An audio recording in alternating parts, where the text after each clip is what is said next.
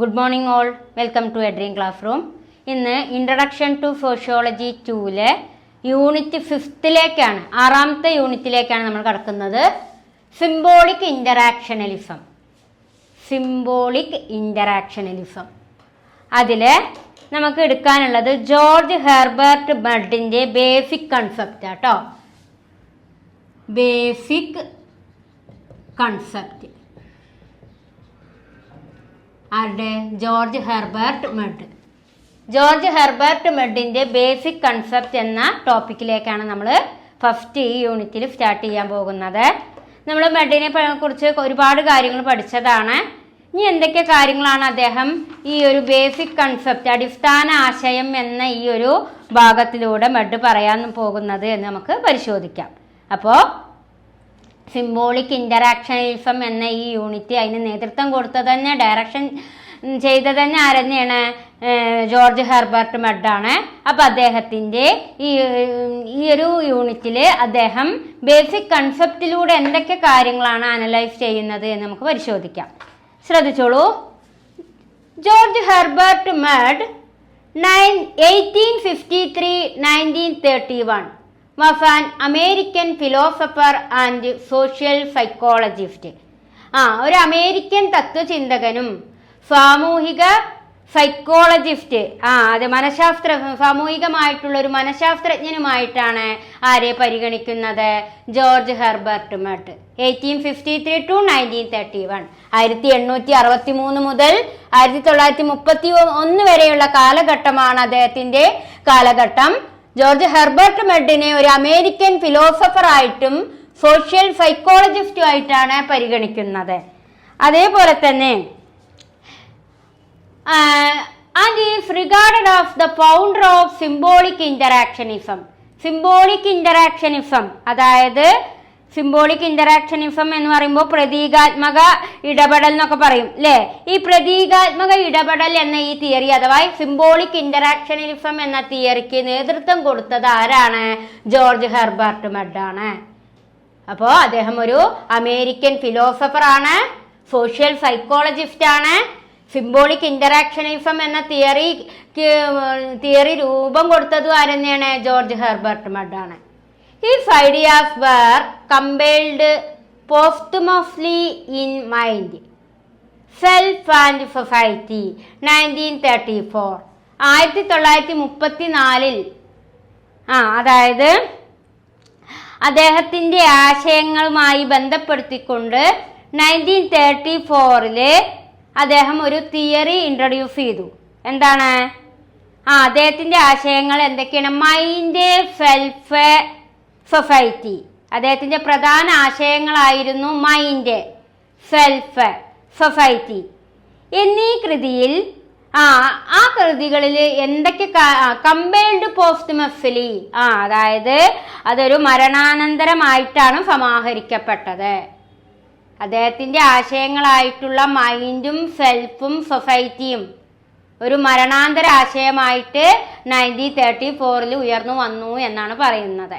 His ideas were compiled posthumously. പോസ്റ്റ്മസ്ലി പറഞ്ഞാൽ എന്താണ്? മരണാന്തരമായ ആശയങ്ങൾ. അപ്പോൾ ഒരു പോസ്റ്റ്മസ്ലി ആയിട്ട് അദ്ദേഹത്തിൻ്റെ ഏതൊക്കെ ആശയങ്ങൾ? Mind, self, society. അപ്പോൾ മൈൻഡ്, സെൽഫ്, സൊസൈറ്റി തുടങ്ങിയ അദ്ദേഹത്തിൻ്റെ ആശയങ്ങൾ എന്തായിട്ട് രൂപാന്തരം പ്രാപിച്ചു? ഒരു മരണാന്തര ആശയങ്ങളായിട്ട് അദ്ദേഹത്തിൻ്റെ ഈ ആശയം ഒരു മരണാന്തരമായി സമാഹരിക്കപ്പെട്ടു. Mead argued that self and consciousness develop through social interaction. അതേപോലെ തന്നെ സാമൂഹിക ഇടപെടലുകളിലൂടെയാണ് സെൽഫ്, സ്വയം, കോൺഷ്യസ്നസ് എന്ന് പറഞ്ഞാൽ എന്താ? അവബോധം.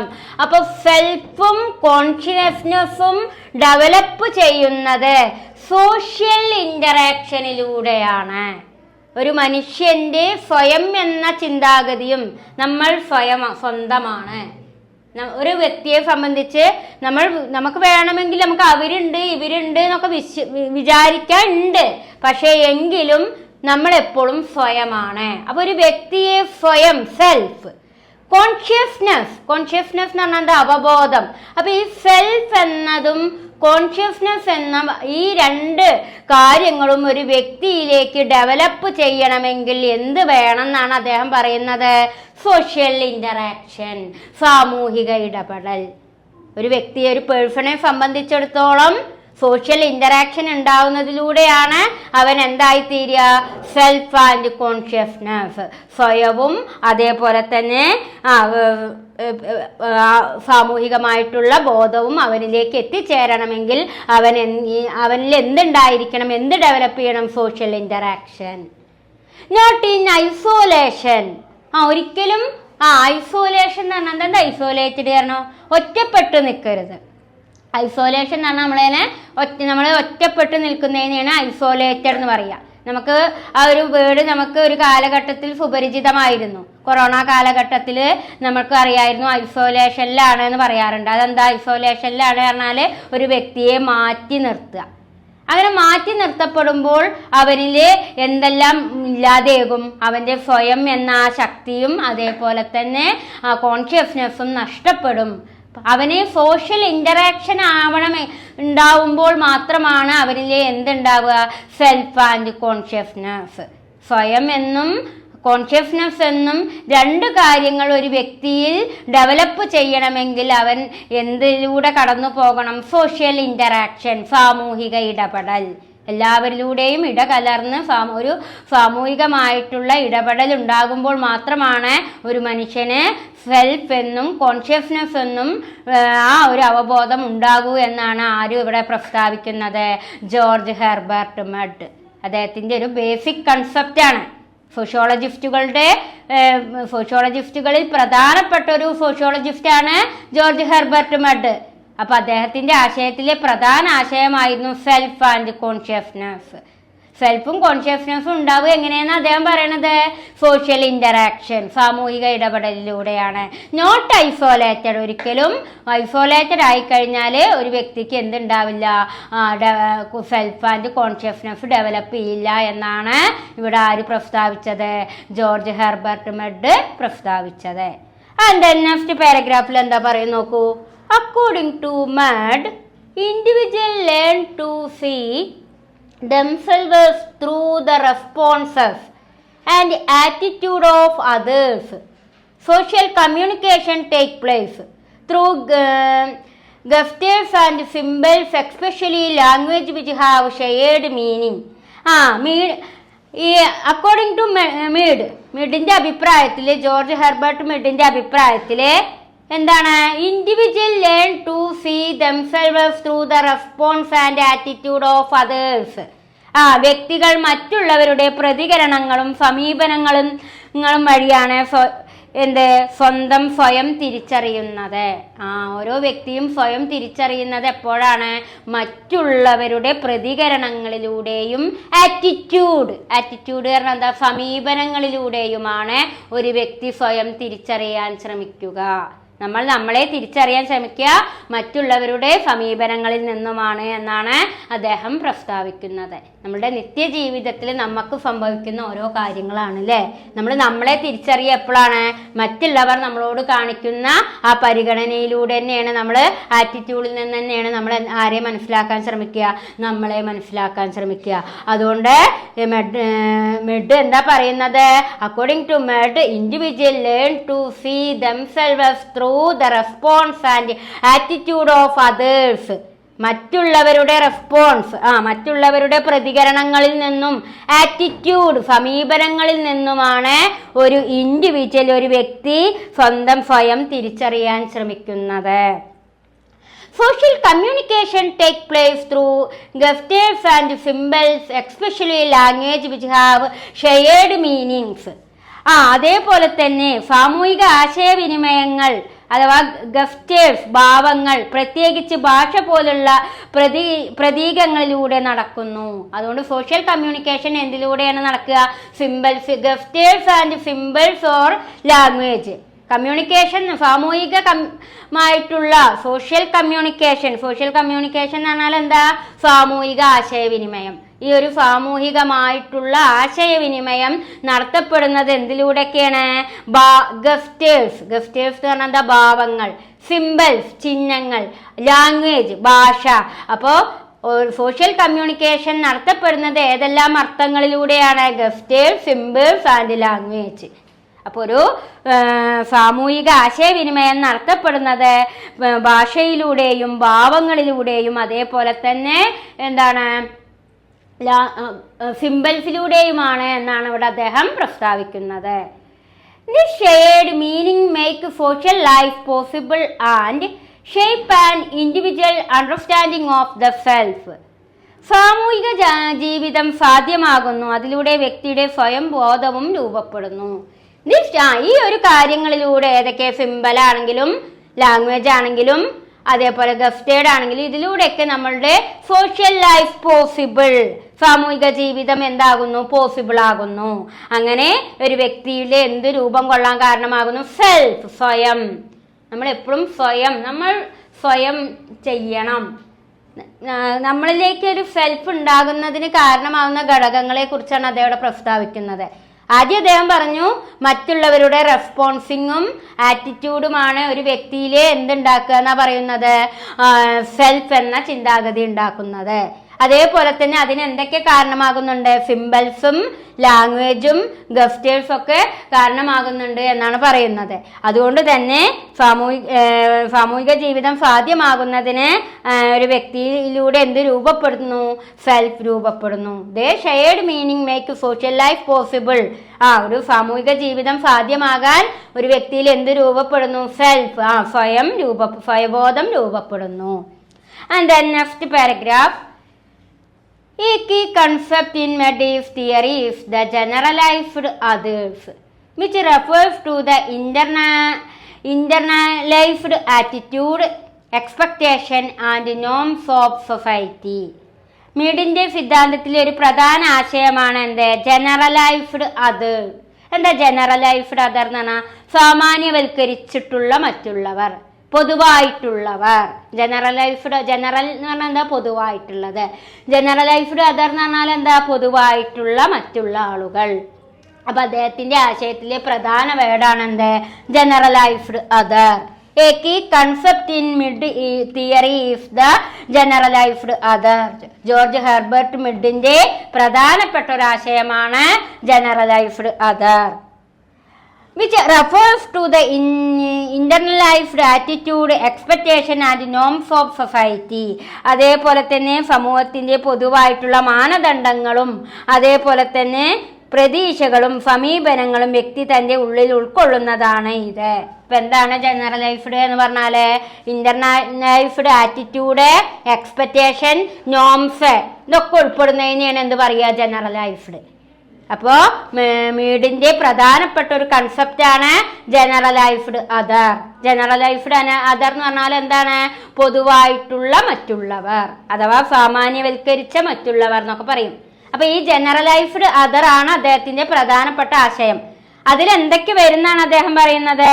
പൊതുവായിട്ട് ഇന്റർനലൈസ്ഡ് ആറ്റിറ്റ്യൂഡ്, പൊതുവായിട്ടുള്ള ആറ്റിറ്റ്യൂഡുകളെ, അതേപോലെ തന്നെ പിന്നെന്താണ്? എക്സ്പെക്ടേഷൻ, പ്രതീക്ഷകളെ, നോംസ്, മാനദണ്ഡങ്ങളെ, അത്തരം കാര്യങ്ങളൊക്കെ ഉൾപ്പെടുന്നതിനെയാണ് അദ്ദേഹം ഒറ്റ വാക്കിൽ എന്ത് പറഞ്ഞത്? ജനറലൈസ്ഡ് അതർ എന്ന് വ്യക്തമാക്കിയത്. And then individuals regulate their behavior by imagining how others or society as a whole would respond even when they are alone. അതുകൊണ്ട് തന്നെ ഒരു വ്യക്തിയെ സംബന്ധിച്ചിടത്തോളം അവൻ എപ്പോഴും അവന്റെ ബിഹേവിയർ എന്ന് പറയുന്നത് എങ്ങനെയായിരിക്കും? ഒരു ഇമാജിനിങ് ആണ്. Behaviour by imagining. ഒരു വ്യക്തിയെ സംബന്ധിച്ചിടത്തോളം അവന്റെ ബിഹേവിയർ എന്ന് പറയുന്നത് എപ്പോഴും എങ്ങനെ ആയിരിക്കും എന്നാണ് അദ്ദേഹം പ്രസ്താവിച്ചത്? ഇമാജിനിങ്, ഒരു ഇമാജിനിങ് ആയിരിക്കും. അപ്പോ ഈ മെഡിന്റെ ഈ തിയറിയിലൂടെ നമുക്ക് മനസ്സിലാക്കാൻ സാധിക്കുന്നത് എന്താ ചോദിച്ചു കഴിഞ്ഞാൽ, ഏറ്റവും അദ്ദേഹം ഇമ്പോർട്ടൻറ്റ് കൊടുത്തത് ജനറലൈസ്ഡ് അതറിനാണ്. ജനറലൈസ്ഡ് അതർ എന്ന് പറഞ്ഞാൽ എന്താണ്?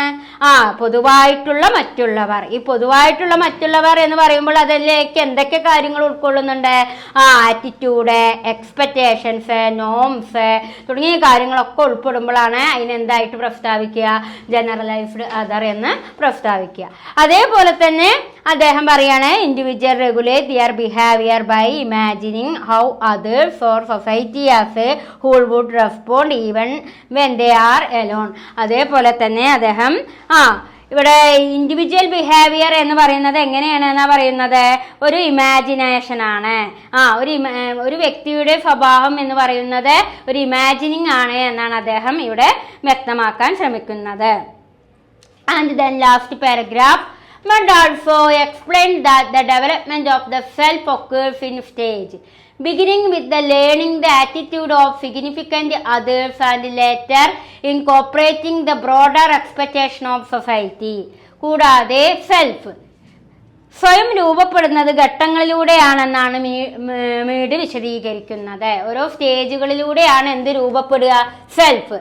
നമ്മൾ സ്വയമായി മാറുന്നത് എപ്പോഴാണ്, നമ്മളുടെ ഓരോ സ്റ്റേജുകളിലൂടെയാണ്, ഘട്ടങ്ങളിലൂടെയാണ് നമ്മൾ സ്വയം ആയി രൂപപ്പെടുന്നത്. സെൽഫായി രൂപപ്പെടുന്നത് നമ്മളുടെ ഓരോ സ്റ്റേജുകളിലൂടെയാണ് എന്നാണ് അദ്ദേഹം വിശദീകരിക്കുന്നത്.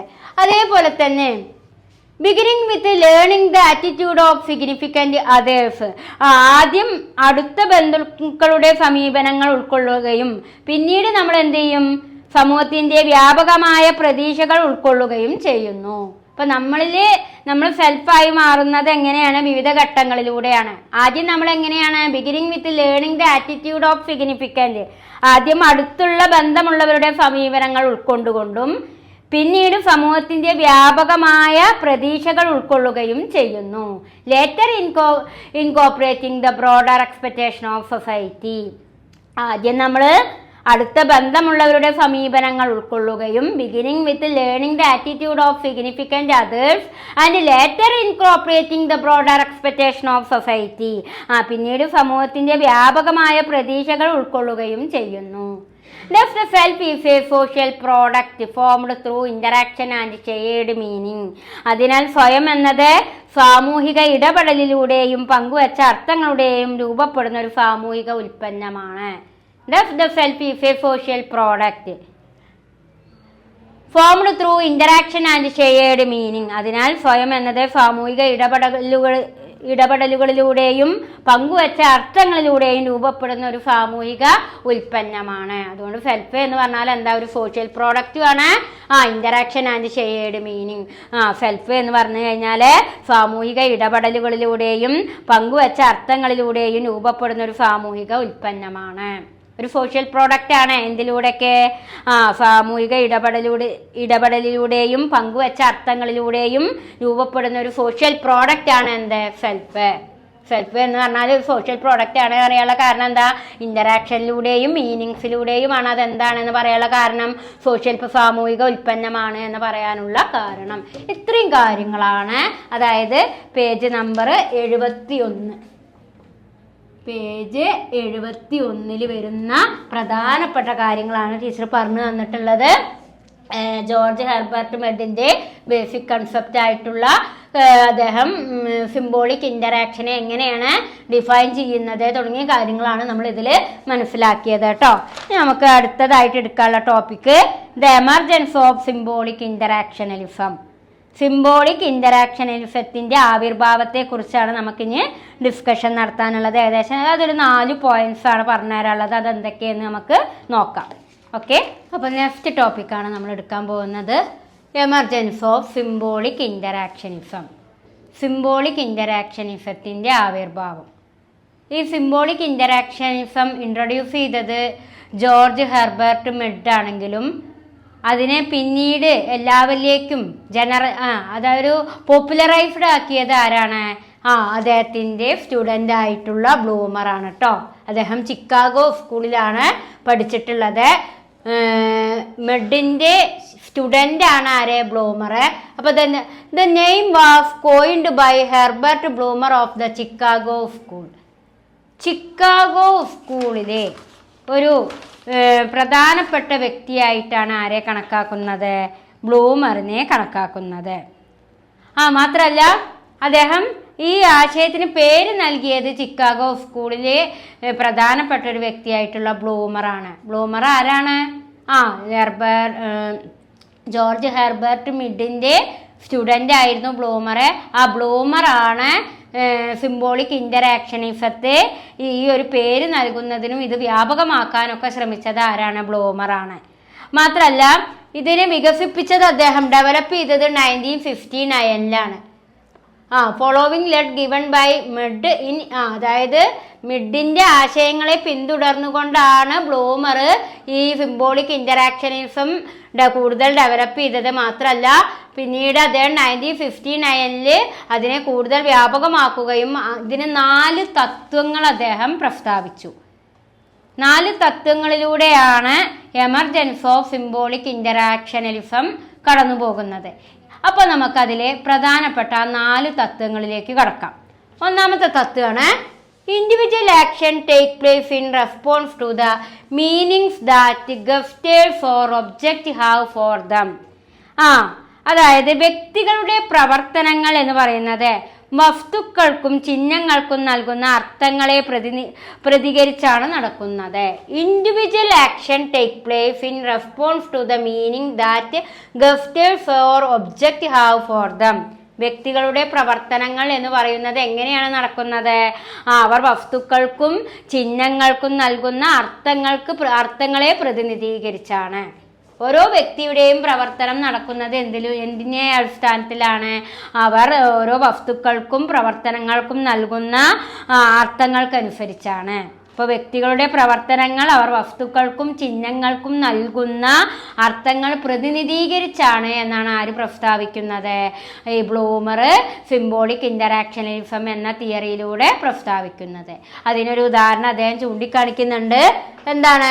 For the example, if the sign of red means danger in any particular setting, then individual will act accordingly.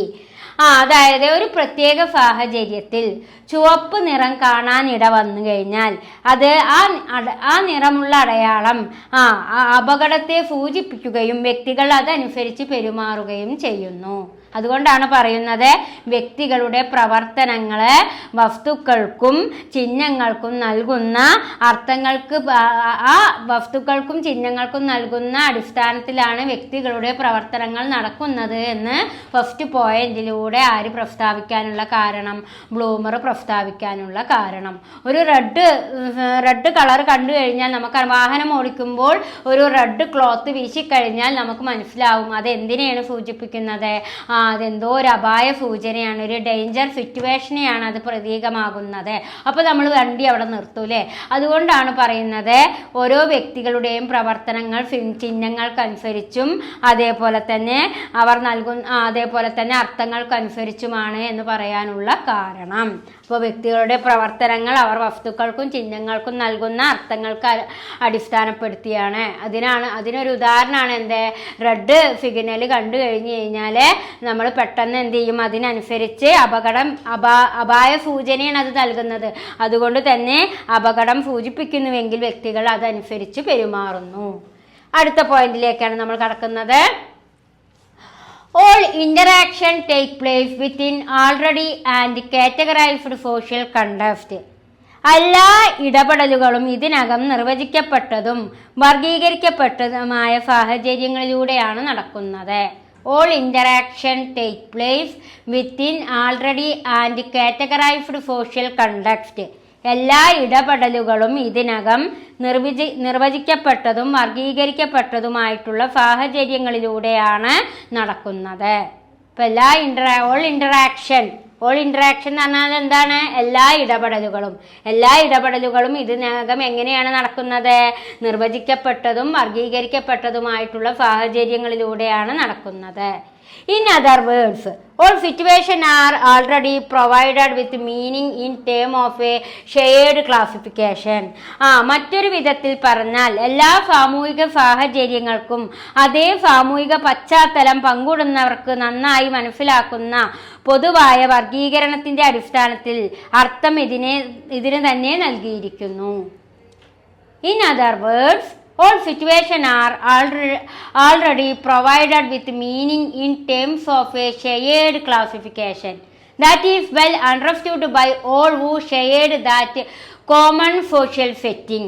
അതായത് മറ്റൊരു രീതിയിൽ പറയുകയാണെങ്കിൽ എല്ലാ സാമൂഹിക സാഹചര്യങ്ങൾക്കും അതേ സാമൂഹിക പശ്ചാത്തലം പങ്കിടുന്നവർക്ക് നന്നായി മനസ്സിലാക്കുന്ന പൊതുവായ വർഗീകരണത്തിൻ്റെ അടിസ്ഥാനത്തിൽ അർത്ഥം ഇതിനകം നൽകിയിരിക്കുന്നു. അപ്പോൾ എല്ലാ ഇടപെടലുകളും ഇതിനകം നിർവചിക്കപ്പെട്ടതും വർഗീകരിക്കപ്പെട്ടതുമായിട്ടുള്ള സാഹചര്യങ്ങളിലൂടെയാണ് നടക്കുന്നത്. In other words, all situations are already provided with meaning in terms of a shared classification that is well understood by all who shared that common social setting. മറ്റൊരു രീതിയിൽ പറയുകയാണെങ്കിൽ എല്ലാ സാമൂഹിക സാഹചര്യങ്ങൾക്കും അതേ സാമൂഹിക പശ്ചാത്തലം പങ്കിടുന്നവർക്ക് നന്നായി മനസ്സിലാക്കുന്ന പൊതുവായ വർഗീകരണത്തിന്റെ അടിസ്ഥാനത്തിൽ അർത്ഥം ഇതിനകം തന്നെ നൽകിയിരിക്കുന്നു. Like if something is sacred in a society, then all members would be already aware of it and will act accordingly. ഉദാഹരണത്തിന് ഒരു സമൂഹത്തിൽ എന്തെങ്കിലും വിശുദ്ധ സേക്രഡ് ആണെന്ന് കണക്കാക്കിയാൽ ആ സമൂഹത്തിലെ എല്ലാ അംഗങ്ങളും അതിനെക്കുറിച്ച് മുൻകൂട്ടി അറിഞ്ഞിരിക്കുകയും അതിനനുസരിച്ച് പെരുമാറുകയും ചെയ്യുന്നു. ഇപ്പോൾ സമൂഹത്തിലെ എന്തെങ്കിലും ഒരു സേക്രഡ് ആണെന്ന് മനസ്സിലാക്കി കഴിഞ്ഞാൽ സമൂഹത്തിലെ എല്ലാ ആളുകളും അതിനനുസരിച്ച് എന്ത് ചെയ്യുന്നു, അതിനെക്കുറിച്ച് മുൻകൂട്ടി അറിഞ്ഞിരിക്കുകയും അതിനനുസരിച്ച് പെരുമാറുകയും ചെയ്യുന്നു. ഒരു സമൂഹത്തിലെ എന്തെങ്കിലും വിശുദ്ധമാണെന്ന് കണക്കാക്കപ്പെടുകയാണെങ്കിൽ സമൂഹത്തിലെ എല്ലാ അംഗങ്ങളും അതിനെക്കുറിച്ച് മുൻകൂട്ടി അറിഞ്ഞിരിക്കുകയും അതിനനുസരിച്ച് എന്ത് ചെയ്യുന്ന പറയുന്നത് പെരുമാറുകയും ചെയ്യുന്നു. ഇതാണ് രണ്ടാമത്തെ തത്വം. അടുത്തത് മൂന്നാമത്തെ തത്വത്തിലേക്കാണ് നമ്മൾ കടക്കുന്നത്. This meanings emerge from the continued interaction that person in a society have with each other and with society at large. ഈ അർത്ഥങ്ങൾ വ്യക്തികൾ തമ്മിലും സമൂഹത്തോടും തുടർച്ചയായി നടക്കുന്ന ഇടപെടലുകളിൽ നിന്നാണ് ഉത്ഭവിക്കുന്നത്. This meanings emerge from the continued interaction that person in A society have with each other and with society at large. ഈ അർത്ഥങ്ങൾ വ്യക്തികൾ തമ്മിലും സമൂഹത്തോടും തുടർച്ചയായി നടക്കുന്ന ഇടപെടലുകളിൽ നിന്നാണ് ഉത്ഭവിക്കുന്നത്. അപ്പോൾ ഈ മീനിങ്സ് എങ്ങനെയാണ് നടക്കുന്നത്? തുടർച്ചയായിട്ടുള്ള ഇന്ററാക്ഷനിലൂടെയും അതേപോലെ തന്നെ വ്യക്തികൾ തമ്മിലും സമൂഹത്തോടും തുടർച്ചയായിട്ടുള്ള ഇടപെടലുകളിൽ നിന്നാണ് ഉത്ഭവിക്കുന്നത്. This meanings emerge from the continued interaction that person in A society have with each other and with society at large. ഈ അർത്ഥങ്ങൾ വ്യക്തികൾ തമ്മിലും സമൂഹത്തോടും തുടർച്ചയായി നടക്കുന്ന ഇടപെടലുകളിൽ നിന്നാണ് ഉത്ഭവിക്കുന്നത്.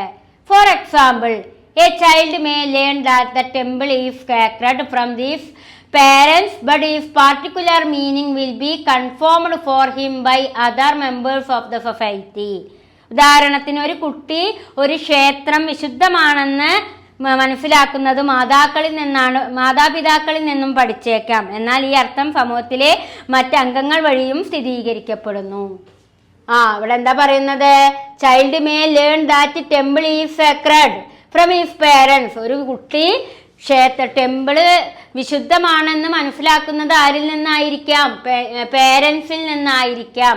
But this particular meaning will confirmed from him by other members. എന്നാൽ മാതാപിതാക്കളിൽ നിന്നും ആ കുട്ടി പഠിച്ചേക്കാം എങ്കിൽ എന്നാലും ഈ അർത്ഥം സമൂഹത്തിലെ മറ്റു അംഗങ്ങൾ വഴിയും എന്ത് ചെയ്യപ്പെടുന്നു?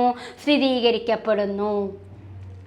And then so that later it will become a part of the generalized system of meaning that he or she holds. പിന്നീട് അവൻ അല്ലെങ്കിൽ അവൾ, ഷീ ഓർ ഹീ എന്ന് പറഞ്ഞാൽ എന്താ? അവൾ അല്ലെങ്കിൽ അവൻ കൈവശം വയ്ക്കുന്ന പൊതുവായ അർത്ഥവ്യവസ്ഥയുടെ ഭാഗമാകുകയും ചെയ്യുന്നു. അപ്പോൾ ഒരു ടെമ്പിളിനെ സേക്രഡ് ആയിട്ട് കാണുന്നത് ആ കുട്ടിയെ സംബന്ധിച്ചിടത്തോളം രക്ഷിതാക്കളിൽ നിന്നാണ്. മാത്രമല്ല ഈ അർത്ഥം സമൂഹത്തിലെ മറ്റംഗങ്ങളും എന്ത് ചെയ്യപ്പെടുന്നു? സ്ഥിരീകരിക്കപ്പെടുന്നു. പിന്നീട് അവനാണെങ്കിലും അവളാണെങ്കിലും കൈവശം വെക്കുന്ന പൊതുവായിട്ടുള്ള അർത്ഥവ്യവസ്ഥയുടെ ഭാഗമായി മാറുകയും ചെയ്യുന്നു. പിന്നീട് അവരുടേതായിട്ടുള്ള ഒരു ഭാഗമായിട്ട് വിശ്വസിക്കുകയും ചെയ്യുന്നു. ആദ്യം രക്ഷിതാക്കളിൽ നിന്നും ടെമ്പിൾ ഒരു വിശുദ്ധമാണെന്ന് മനസ്സിലാക്കുന്നു. പിന്നീട് അത് സമൂഹത്തിലെ മറ്റംഗങ്ങൾ വഴിയും മനസ്സിലാക്കുന്നു. പിന്നീട് എന്താ ചെയ്യുന്നത്? അവനാണെങ്കിലും അവളാണെങ്കിലും കൈവശം വെക്കുന്ന പൊതുവായ അർത്ഥവ്യവസ്ഥയുടെ ഭാഗമാവുകയും ചെയ്യുന്നു. ഇതാണ് മൂന്നാമത്തെ തത്വം. നാലാമത്തെ തത്വത്തിലേക്കാണ് നമ്മൾ കടക്കുന്നത്. Meaning are not static and new meanings may be imparted and old one discarded as a part of social interaction with others. അർത്ഥങ്ങൾ സ്ഥിരമായവയല്ല. Meanings are not static and new meaning may be imparted and old one discarded as a part of social interaction with others. പുതിയ അർത്ഥങ്ങൾ ഒരിക്കലും സ്ഥിരമായവയല്ല.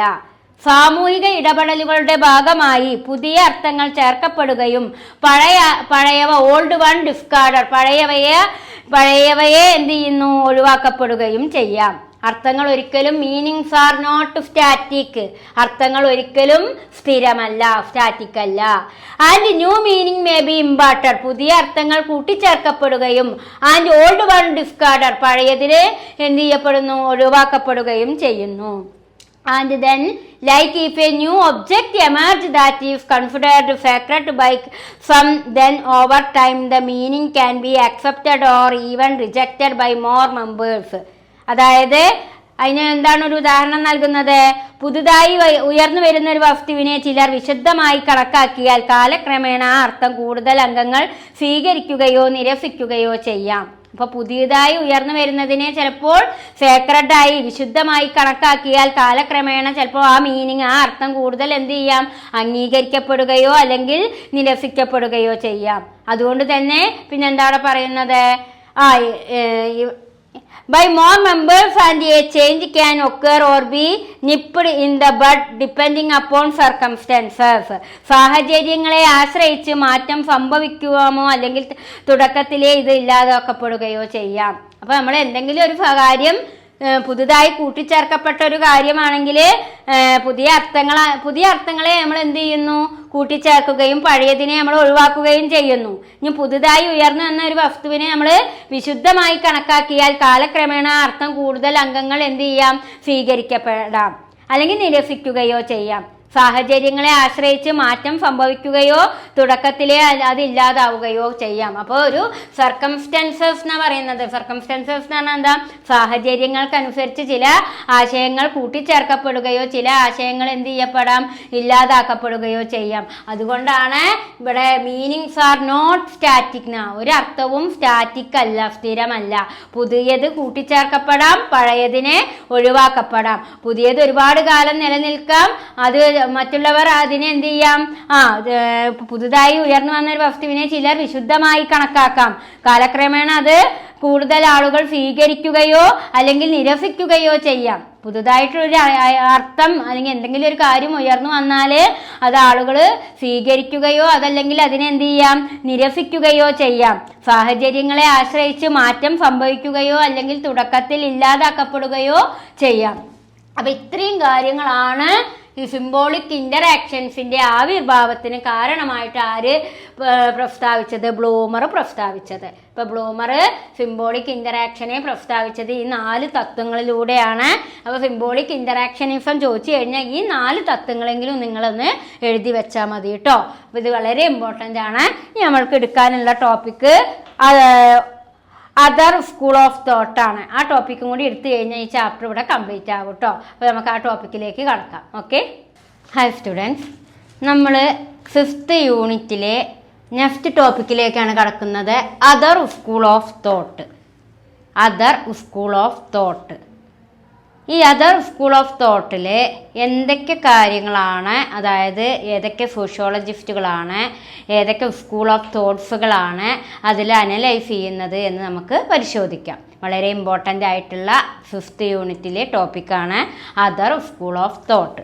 അപ്പോൾ ശ്രദ്ധിക്കുക, other school of thought അതിലെ page number 73 വരുന്ന ആ ഫസ്റ്റ് പാരഗ്രാഫ്, അതായത് പേജ് നമ്പർ 73, പേജ് 73 വരുന്ന ആ പാരഗ്രാഫാണ് ടീച്ചർ ഇവിടെ ഷോർട്ടായി എഴുതിയിട്ടിട്ടുള്ളത്. അപ്പോൾ ആ പാരഗ്രാഫിൽ ഇമ്പോർട്ടൻ്റ് ആയിട്ടുള്ള കാര്യങ്ങളാണ് നമ്മളിവിടെ അനലൈസ് ചെയ്യുന്നത്. അതർ സ്കൂൾ ഓഫ് തോട്ടിൽ എന്താണ് അതിൽ പറയുന്നത് നോക്കൂ. Iowa school and Indiana school are important alternatives to Blumer's symbolic interactionism. അതായത് ബ്ലൂമറിൻ്റെ സിംബോളിക് ഇന്ററാക്ഷനിസത്തിന് പുറമെ അതായത് ഏതൊക്കെ സ്കൂളുകളാണ്? ലോവ സ്കൂൾ ഏതാ സ്കൂളാണ് വരുന്നത്? ലോവ സ്കൂളും അതേപോലെ തന്നെ ഇന്ത്യാന സ്കൂളും പ്രധാനപ്പെട്ട ചിന്താധാരകളായിട്ടാണ് അറിയപ്പെടുന്നത്. ബ്ലൂമറിന്റെ സിംബോളിക് ഇന്ററാക്ഷനിസത്തിനു പുറമെ Iowa school and Indiana school are important alternative to Blumer symbolic interactionism. ബ്ലൂമറിന്റെ സിംബോളിക് ഇന്ററാക്ഷനിസത്തിനു പുറമെ ലോവ സ്കൂളും ഇന്ത്യാന സ്കൂളും വളരെ പ്രധാനപ്പെട്ട 2 സ്കൂളുകളായിട്ടാണ്. സ്കൂള് പറഞ്ഞാൽ ചിന്താധാര, സ്കൂൾ ഓഫ് തോട്ട് പറഞ്ഞാൽ പല സോഷ്യോളജിക്കലി ചിന്തിക്കുന്ന ആ ഒരു ചിന്താധാരയെയാണ് ഇവിടെ സ്കൂൾ എന്നുകൊണ്ട് പരാമർശിക്കുന്നത്. അപ്പോൾ ബ്ലൂമറിന്റെ ഏതിനു പുറമെ, സിംബോളിക് ഇന്ററാക്ഷനിസത്തിന് പുറമെ വളരെ പ്രധാനപ്പെട്ട 2 ചിന്താധാരകളായിട്ടാണ് ഏതിനെ കൺസിഡർ ചെയ്യുന്നത്? Iowa school and Indiana school. അതേപോലെ തന്നെ പിന്നെ അവിടെ എന്താ പറയുന്നത്? Represented by Manford Kuhn and Sheldon Stryker, the school supported a positivist and quantitative approach. ഇവയെ യഥാക്രമം മാൻഫോർഡ് മാൻഫോർഡ് കുന്നാട്ടോ ഒരു വ്യക്തിയുടെ പേര്, മാൻഫോർഡ് കുൺ. ഷെൽഡോൺ സ്ട്രൈക്കർ, അതേപോലെ തന്നെ ഷെൽഡൺ സ്ട്രൈക്കറും പ്രതിനിധീകരിച്ചു. അപ്പൊ ഈ ലോവ സ്കൂളിനെയും ഇന്ത്യാന സ്കൂളിനെയും പ്രതിനിധീകരിച്ചത് ആരൊക്കെ ചേർന്നാണ്? മാൻഫോർഡ് കുൺ ആൻഡ് ഷെൽഡൺ സ്ട്രൈക്കർ. അതായത് ബ്ലൂമറിന്റെ സിംബോളിക് ഇന്ററാക്ഷനിസത്തിനു പുറമെ രൂപം കൊണ്ട പ്രധാനപ്പെട്ട 2 സ്കൂളുകളാണ് ലോവ സ്കൂൾ ആൻഡ് ഇന്ത്യാന സ്കൂൾ. ഇതിനെ രണ്ടിനെയും പ്രതിനിധീകരിച്ചത് ആരൊക്കെ ചേർന്നായിരുന്നു? മാൻഫോർഡ് കുൺ, ഷെൽഡൻ സ്ട്രൈക്കറും മാൻഫോർഡ് കുണ്ണുമാണ് ഈ 2 സ്കൂളുകളെയും സപ്പോർട്ട് ചെയ്തത് അഥവാ പ്രതിനിധീകരിച്ചത്. മാത്രമല്ല ഈ സ്കൂളുകൾ പോസിറ്റിവിസ്റ്റ് ക്വാണ്ടിറ്റേറ്റീവ് സമീപനം പിന്തുണച്ചു. This school supported positivist and quantitative approach. അപ്പോൾ ഈ 2 സ്കൂളുകളും ഏത് അപ്രോച്ചാണ് സപ്പോർട്ട് ചെയ്തത്? Positivist and quantitative approach. Iowa സ്കൂളും ഇന്ത്യാന സ്കൂളും സപ്പോർട്ട് ചെയ്തത് എന്തൊക്കെ കാര്യ? Positivist and quantitative approach. They viewed human behaviour as purposeful, intentional and patterned, influenced by past experience and oriented toward future action. അതേപോലെ തന്നെ മനുഷ്യരുടെ പെരുമാറ്റവും ഉദ്ദേശപൂർണവും മാതൃകാപരവുമായി കാണപ്പെട്ടു. They viewed human behavior as purposeful, intentional and patterned, influenced by past experience and oriented toward future action. അതേപോലെ തന്നെ ഇവിടെ human ബിഹേവിയറെ എങ്ങനെ കാണപ്പെട്ടു എന്നാ പറയുന്നത്? മാതൃകാപരമായിട്ട്, അതായത് ഒരു പർപ്പസ്ഫുൾ, ഇന്റൻഷണൽ ആൻഡ് പാറ്റേൺഡ് ആയിട്ട് കാണപ്പെട്ടു എന്നാണ് ഇവിടെ ചൂണ്ടിക്കാണിക്കുന്നത്. അതേപോലെ emphasis was placed on the study of small group, use of laboratory method and development of a precise scientific vocabulary to ensure objectivity and trigger in sociological research. അതേപോലെ തന്നെ small group, ചെറിയ കൂട്ടങ്ങൾ പഠിക്കുക, സ്മാൾ ഗ്രൂപ്പുകളെ കുറിച്ച് പഠിക്കുക. emphasis was placed on the study of, ഇവിടെ എന്താണ് പഠനം നടത്തിയത്? സ്റ്റഡി ഓഫ് സ്മാൾ ഗ്രൂപ്പ്, ചെറിയ കൂട്ടങ്ങളെ കുറിച്ച് പഠിക്കുക. ലാബോറട്ടറി മെത്തേഡ്, ലാബോറട്ടറി രീതികൾ ഉപയോഗിക്കുക.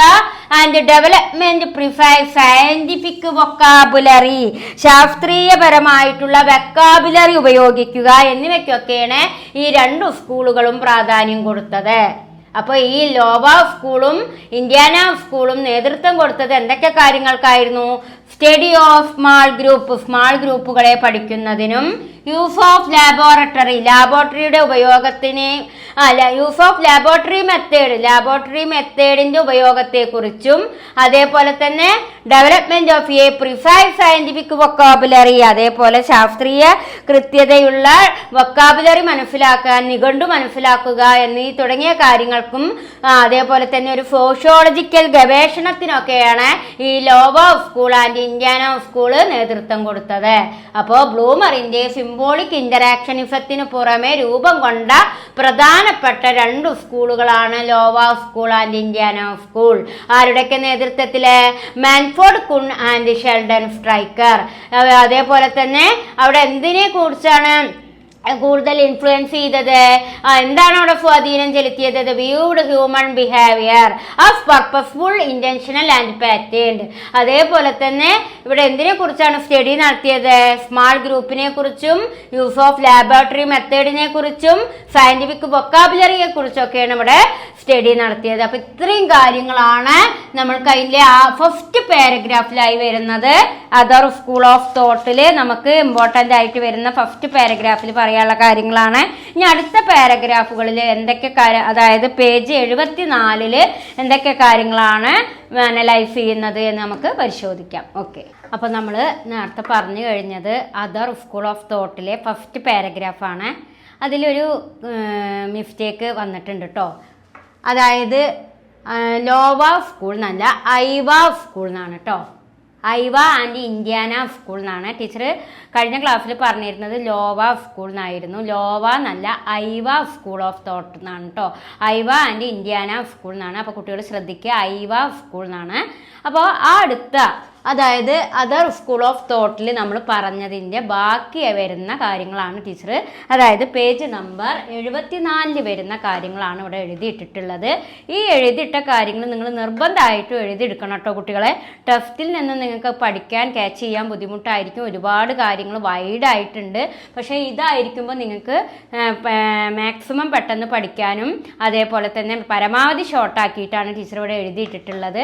അപ്പോൾ നമുക്ക് സ്കൂൾ ഓഫ് തോട്ടിലെ അതർ സ്കൂൾ ഓഫ് തോട്ടിലെ ഐവ ഇൻഡ്യാന സ്കൂളിൻ്റെ സിംബോളിക് ഇൻ്ററാക്ഷനെ കുറിച്ചാണ് നമ്മൾ പറഞ്ഞു കഴിഞ്ഞത്. അതുമായി ബന്ധപ്പെട്ടുകൊണ്ട് ബാക്കിയുള്ള ഭാഗങ്ങളിലേക്ക് നമുക്ക് കടക്കാം. ഓക്കെ, അവിടെ ശ്രദ്ധിക്കൂ. The Iowa Indiana School represent a more positivist and symbolic approach to symbolic interactionism. അതായത് ഐവ ഇൻഡ്യാന സ്കൂൾ സിംബോളിക് ഇന്ററാക്ഷനിസത്തിനുള്ള ഒരു പോസിറ്റിവിസ്റ്റ് ആൻഡ് സയന്റിഫിക് സമീപനത്തെ പ്രതിനിധീകരിക്കുന്നു. The Iowa Indiana School represent a more positivist and systematic approach to symbolic interactionism. അതായത് ഐവ Indiana school symbolic ഇന്ററാക്ഷനിസത്തിനുള്ള positivist അതേപോലെ തന്നെ ഏതാണ് systematic approach ശാസ്ത്രീയ സമീപനത്തെ പ്രതിനിധീകരിക്കുന്നു. അപ്പോൾ ഈ ഐവ ഇൻഡ്യാന സ്കൂൾ റെപ്രസെന്റ് ചെയ്യുന്നത് സിംബോളിക് ഇന്ററാക്ഷനിസത്തിലൂടെ എന്തിനൊക്കെയാണ്? More positivist and systematic approach. Iowa Indiana school represent a more positivist and systematic approach symbolic interactionism. അപ്പോൾ ഐവ ഇൻഡ്യാന സ്കൂള് സിംബോളിക് ഇന്ററാക്ഷനിസത്തിലൂടെ റെപ്രസെന്റ് ചെയ്യുന്നത് മോർ പോസിറ്റിവിസ്റ്റ് ആൻഡ് സിസ്റ്റമാറ്റിക് അപ്രോച്ചുകളാണ്, അഥവാ ശാസ്ത്രീയമായിട്ടുള്ള സമീപനമാണ്. ഇനി ഇവിടെ ശ്രദ്ധിക്കൂ. Manford Kuhn developed the 20 statement test TST to study the self empirically by asking individuals to answer the question who I am I.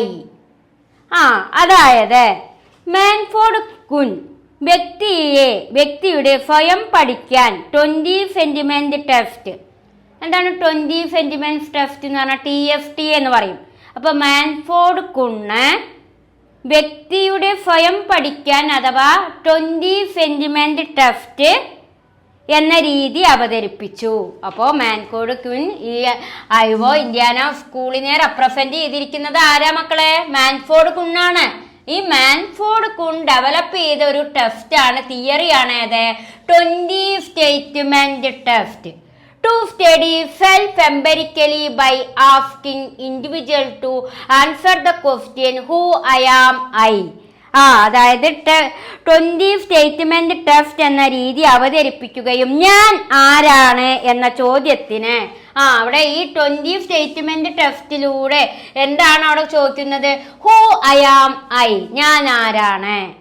20 statement ടെസ്റ്റിലൂടെ മാൻഫോർഡ് കുൺ എന്താണ് അവിടെ അവതരിപ്പിക്കുന്നത്? Study the self empirically by asking individual to answer the question whom I am I. അതായത് ഞാൻ ആരാണ് എന്ന ചോദ്യത്തിന് വ്യക്തികൾ നൽകുന്ന ഉത്തരങ്ങൾ ഉപയോഗിച്ച് സ്വയം എന്ന ആശയം അനുഭവപരമായി പഠിക്കുകയാണ് ഇതിന്റെ ലക്ഷ്യം. അപ്പോ study the self empirically by asking individual to answer the question who I am I. അപ്പോൾ 20 സ്റ്റേറ്റ്മെന്റ് ടെസ്റ്റ് എന്ന രീതി അവതരിപ്പിക്കുകയും ഞാൻ ആരാണ് എന്ന ചോദ്യത്തിന് വ്യക്തികൾ നൽകുന്ന ഉത്തരങ്ങൾ ഉപയോഗിച്ച് സ്വയം എന്ന ആശയം അനുഭവപരമായി പഠിക്കുകയായിരുന്നു ഇതിന്റെ ലക്ഷ്യം. ഇപ്പൊ സെൽഫ്, ഞാൻ ആരാണ് എന്ന ചോദ്യത്തിന്റെ ആൻസർ ആയിട്ട് എന്താണ് വ്യക്തികൾ നൽകുന്ന ഉത്തരങ്ങൾ ഉപയോഗിച്ച് സ്വയം എന്ന ആശയം അനുഭവപരമായി പഠിക്കുക എന്നതായിരുന്നു ഇതിന്റെ ലക്ഷ്യം. This method aimed to bring scientific rigour, comparability and structured analysis to interactionist research, though it was criticized for being reductionist and overly structured. അതേപോലെ തന്നെ ഇതിലൂടെ ശാസ്ത്രീയ കൃത്യതയും സയന്റിഫിക് റിഗർ എന്ന് പറഞ്ഞാൽ എന്താ? ശാസ്ത്രീയമായ കൃത്യതയും അതേപോലെ തന്നെ കമ്പാരറ്റബിലിറ്റി താരതമ്യവും. അപ്പൊ ഇതിലൂടെ ശാസ്ത്രീയ കൃത്യതയും താരതമ്യവും സാധ്യമാക്കാൻ ശ്രമിച്ചെങ്കിലും അത്യധികം ഗണിതവും ലഘൂകരണപരവുമാണെന്ന വിമർശനങ്ങൾ ഉണ്ടായി. അപ്പോ ഇതിന് എന്തൊക്കെ വിമർശനങ്ങൾ ഉണ്ടായി എന്നാ പറയുന്നത്? ഇതിലൂടെ ശാസ്ത്രീയ കൃത്യതയും താരതമ്യവും മനസ്സിലാക്കാൻ ശ്രമിച്ചെങ്കിലും ഇവിടെ ഇതിന് എന്ത് വിമർശനമാണ് ഉണ്ടായത്? ഇതൊരു criticised being reductionalist and overly structured, അത്യധികം സ്ട്രക്ചേർഡും സംഘടിതവും ഇത് ലഘൂകരണവുമാണെന്ന്, ഇതൊരു ലഘുവായിട്ടുള്ള ഒരു റിഡക്ഷണലിസ്റ്റ് ആണെന്ന ഒരു വിമർശനവും ഉണ്ടായി. അപ്പോ ഐവ ഇൻഡാന സ്കൂളിലൂടെ മാൻഫോർഡ് കുൺ ഡെവലപ്പ് ചെയ്ത ഒരു തിയറിയാണ് 20 സ്റ്റേറ്റ്മെന്റ് ടെസ്റ്റ്. ആ ടെസ്റ്റിലൂടെ എന്താണ് പറയുന്നത്? ഞാൻ ആരാണ് എന്ന ചോദ്യം, ആ ചോദ്യത്തിലൂടെ അതിന് നൽകുന്ന ഉത്തരങ്ങൾ ഉപയോഗിച്ച് സ്വയം എന്ന ആശയം പഠിക്കുകയാണ് ഇതിന്റെ ലക്ഷ്യം. അങ്ങനെ ഈ ഒരു ആശയത്തിലൂടെ ശാസ്ത്രീയ കൃത്യതയും താരതമ്യവും സാധ്യമാക്കാൻ ശ്രമിച്ചെങ്കിലും സയന്റിഫിക് റിഗറും കമ്പാരറ്റബിലിറ്റി പറഞ്ഞാൽ എന്താ? താരതമ്യവും മനസ്സിലാക്കാനും അതായത് ശാസ്ത്രീയമായ കൃത്യതയും സയന്റിഫിക് റിഗറും കമ്പാരറ്റബിലിറ്റിയും അനലൈസ് ചെയ്യാൻ സാധിച്ചെങ്കിലും അത്യധികം ഇത് ഗണിതവും അതായത് സ്ട്രക്ചേർഡും അതേപോലെ തന്നെ റിഡക്ഷണലിസ്റ്റ് ആണ് എന്നൊരു വിമർശനവും ഇതിന് ഉയർന്നു വന്നു. It was criticized for being reductionist and overly structured. ഇതൊരു ഘടനാപരവും റിഡക്ഷണലിസ്റ്റുമാണ് എന്നൊരു വിമർശനവും ഈ ഒരു 20 സ്റ്റേറ്റ്മെന്റ് ടെസ്റ്റിന് ഉയർന്നു വന്നു എന്നാണ് പറയുന്നത്. Carl Couch. ആരാ കാൾ കോച്ച്? അതായത് നമ്മൾ മാൻഫോർഡ് കുൺ പഠിച്ചിരുന്നു അല്ലെ? മാൻഫോർഡ് കുന്നിന്റെ ശിഷ്യനാണ് Carl Couch.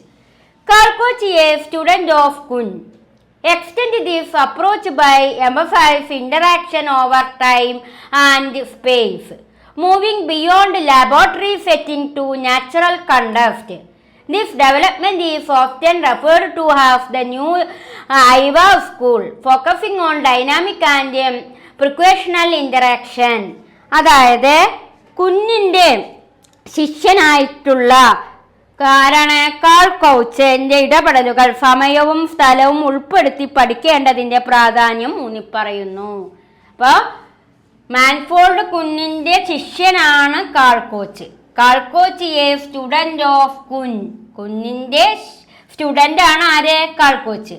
Extended this approach by emphasise interaction over time and space, moving beyond laboratory setting to natural context. അതായത് അപ്പോൾ കുഞ്ഞിന്റെ ശിഷ്യനായിട്ടുള്ള കാൾക്കൗച്ചിന്റെ ഇടപെടലുകൾ സമയവും സ്ഥലവും ഉൾപ്പെടുത്തി പഠിക്കേണ്ടതിന്റെ പ്രാധാന്യം ഊന്നിപ്പറയുന്നു.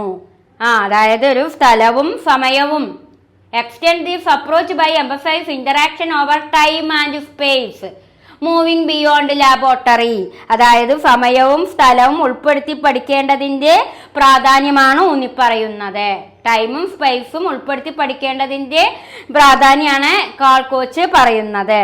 അങ്ങനെ setting to natural context, this development is often referred to as the new IVA school, focusing on dynamic and precautional interaction. അങ്ങനെ ലാബോറട്ടറി പരിസരങ്ങളിലേക്ക് മാത്രം പരിമിതപ്പെടാതെ സ്വാഭാവിക സാമൂഹിക സാഹചര്യങ്ങളിൽ ഇടപെടലുകൾ പഠിക്കണമെന്ന് അദ്ദേഹം വാദിച്ചു. ഇതിനെ പലരും ന്യൂ ഐവാ സ്കൂൾ എന്നും വിളിക്കുന്നു. അപ്പോൾ കുഞ്ഞെന്താ പറയണത്?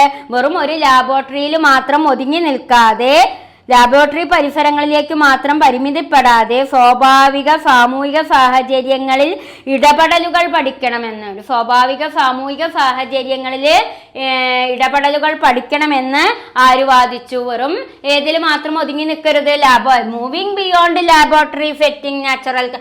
വെറും ഒരു ലാബോറട്ടറി സെറ്റിംഗ്സിൽ മാത്രം ഒതുങ്ങി നിൽക്കാതെ എന്തും കൂടി മനസ്സിലാക്കണം, സ്വാഭാവിക സാമൂഹിക സാഹചര്യങ്ങളുടെ ഇടപെടലുകൾ പഠിക്കണമെന്ന് അദ്ദേഹം വാദിക്കുകയും അങ്ങനെ അദ്ദേഹത്തിന്റെ ഈ ആശയത്തെ ഏത് പേരിൽ അറിയപ്പെട്ടെ? New Aiwa school.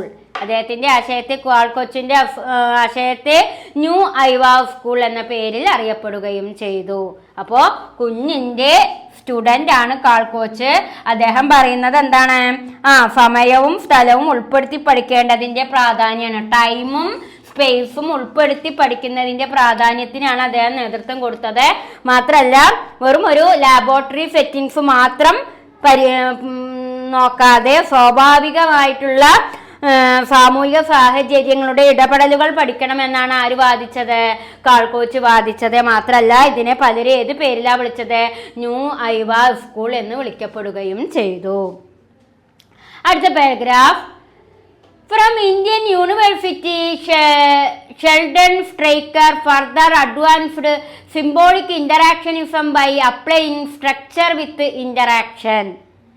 Sheldon Stryker Indiana സർവകലാശാലയിലെ ഒരു പ്രധാനപ്പെട്ട സോഷ്യോളജിസ്റ്റ് ആണ് ഷെൽഡൻ സ്ട്രൈക്കർ എന്നാട്ടോ. Sheldon Stryker Indiana university.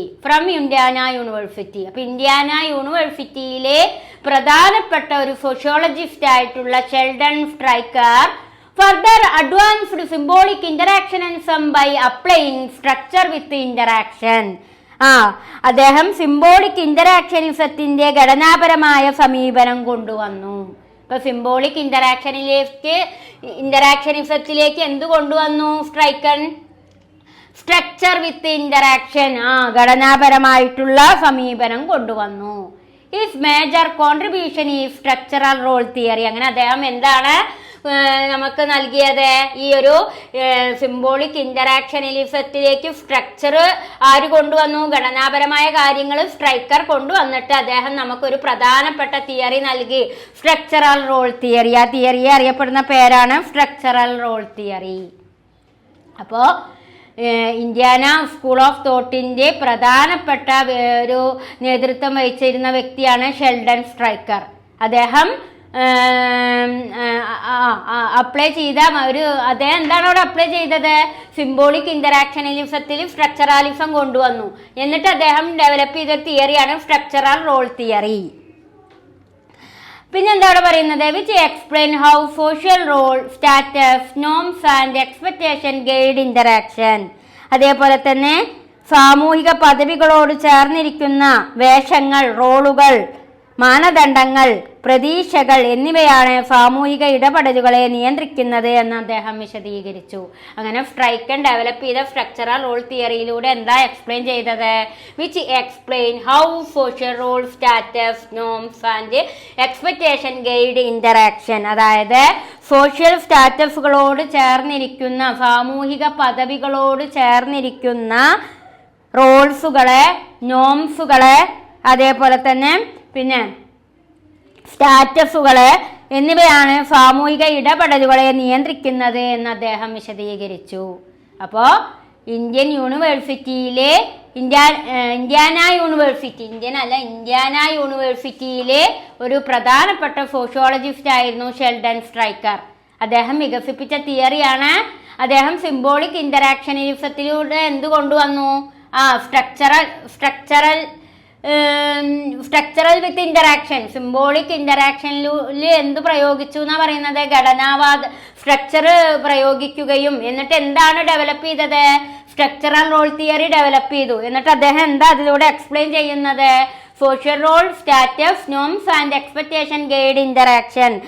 സാമൂഹിക പദവികളോട് ചേർന്നിരിക്കുന്ന വേഷങ്ങൾ, മാനദണ്ഡങ്ങൾ, പ്രതീക്ഷകൾ എന്നിവയാണ് സാമൂഹിക ഇടപെടലുകളെ നിയന്ത്രിക്കുന്നത് എന്ന് അദ്ദേഹം വിശദീകരിച്ചു.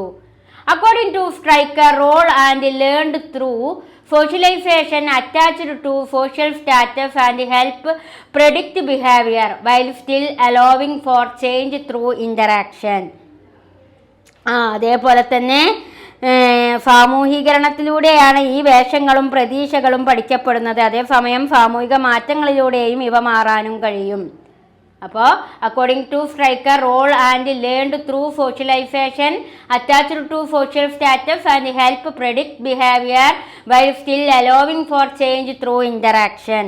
അതായത് സാമൂഹീകരണത്തിലൂടെയാണ് ഈ വേഷങ്ങളും റോളുകളും അതേപോലെ തന്നെ പിന്നെ according to Stryker, role and learned through socialization attached to social status and help predict behavior which is still allowing to change through interaction. അതായത് സാമൂഹിക ഇടപെടലുകളെ നിയന്ത്രിക്കുന്നത് എന്ന് അദ്ദേഹം വിശദീകരിക്കുകയാണ്. സാമൂഹികീകരണത്തിലൂടെയാണ് ഈ വേഷങ്ങളും പ്രതീക്ഷകളും പഠിക്കുന്നത്. അതേസമയം സാമൂഹിക മാറ്റങ്ങളിലൂടെ ഇവ മാറാനും കഴിയും. അപ്പോൾ സാമൂഹികമായ മാറ്റങ്ങളിലൂടെ ഇവയ്ക്കൊക്കെ എന്ത് ചെയ്യാൻ കഴിയും? Change through interaction. അതേപോലെ അപ്പോൾ എന്തൊക്കെയാണ് അദ്ദേഹം പറയുന്നത്? അദ്ദേഹം എന്താ എക്സ്പ്ലെയിൻ ചെയ്തത്? ഒരു സ്ട്രക്ചറൽ റോൾ തിയറി എക്സ്പ്ലെയിൻ ചെയ്തു. അങ്ങനെ സോഷ്യൽ സ്റ്റാറ്റസുകളോട് ചേർന്നിരിക്കുന്ന റോൾസുകളും അതേപോലെ തന്നെ നോംസുകളും എക്സ്പെക്ടേഷൻസുകളും എന്നിവയാണ് സാമൂഹിക ഇടപെടലുകളെ നിയന്ത്രിക്കുന്നത് എന്ന് വിശദീകരിച്ചു. അങ്ങനെ സമൂഹീകരണത്തിലൂടെയാണ് ഈ വേഷങ്ങളും പ്രതീക്ഷകളും പഠിക്കപ്പെടുന്നത്. അതേസമയം സാമൂഹിക മാറ്റങ്ങളിലൂടെ ഇവ മാറാനും സാധിക്കുമെന്നും ആര് വാദിച്ചു? ഷെൽഡൻ സ്ട്രൈക്കർ വാദിച്ചു. സാമൂഹികമായ മാറ്റങ്ങളിലൂടെ ഇവയൊക്കെ മാറ്റം ചെയ്യപ്പെടാനും സാധിക്കുമെന്നാണ് ആര് വാദിക്കുന്നത്? സ്ട്രൈക്കർ വാദിക്കുന്നത്. അങ്ങനെ overall the Iowa Indiana school sought to make symbolic interactionism more empirical, testable and structurally grounded. ഇങ്ങനെ ഇന്ത്യാന ഐവ സ്കൂളുകളുടെ സിംബോളിക് ഇന്ററാക്ഷനിസത്തെ അനുഭവപരവും പരീക്ഷിക്കുന്നതുമായ ഘടനാപരമായ സിദ്ധാന്തമാക്കി വികസിപ്പിച്ചു. അങ്ങനെ overall the Iowa Indiana school for to make symbolic interaction more empirical, testable and structurally grounded. അങ്ങനെ ഐവ ഇന്ത്യാന സ്കൂളുകളെ സിംബോളിക് ഇന്ററാക്ഷനിസത്തെ അനുഭവപരവും പരീക്ഷിക്കുന്നതുമായ ഘടനാപരമായ ഒരു സിദ്ധാന്തമായിട്ട് ഡെവലപ്പ് ചെയ്യാൻ ആർക്ക് സാധിച്ചു? ഈ ഷെൽഡൻ സ്ട്രൈക്കറിന് സാധിച്ചു. അപ്പോൾ Iowa Indiana school for to make symbolic interaction, Iowa Indiana സ്കൂളിലൂടെ ഉയർന്നു വന്ന സിംബോളിക് ഇന്ററാക്ഷനെ മോർ എംപെരിക്കൽ ആക്കാനും ടേസ്റ്റബിൾ ആക്കാനും സ്ട്രക്ചറലി ആക്കാനും ഒക്കെ ആർക്ക് സാധിച്ചു എന്നാ പറയുന്നത്? ഷെൽഡൻ സ്ട്രൈക്കർക്ക് സാധിച്ചു. അപ്പോൾ ഇത്രയും കാര്യങ്ങളാണ് ഇതിൽ ഇമ്പോർട്ടൻ്റ് ആയിട്ടുള്ള. ഈ വരച്ചിട്ടതൊക്കെ നന്നായിട്ട് മനസ്സിലാക്കുക കേട്ടോ. അപ്പോൾ ഈ 6ാമത്തെ യൂണിറ്റ് ഇവിടെ കംപ്ലീറ്റ് ആയിട്ടുണ്ട്. ഇനി നമ്മൾക്ക് 7ാമത്തെ യൂണിറ്റിലേക്ക് കടക്കാം കേട്ടോ. ഓക്കെ.